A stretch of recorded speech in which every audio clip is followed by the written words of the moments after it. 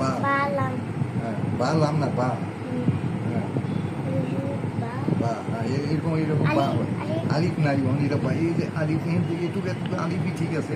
এটুক বা হ্যাঁ আর এটুক আলিফ বা আলিফ এটা জবর জবর দেন এই জন্য বা আলিফ ঠিক আছে হা বা আরে হাজি হাজিম হ্যাঁ জাল জিম ডাল এটা কিন্তু ডাল এই যে এটুক এটুক ডাল কিন্তু জাদ তো যা যা ঠিক আছে মিম আইন আইন সদ জোয়ালা অক্ষর চিনতে হবে কিন্তু এইগুলি এরকম কোয়ালিটি করতে আছে না ঠিক আছে তারপরে এই যে এরকম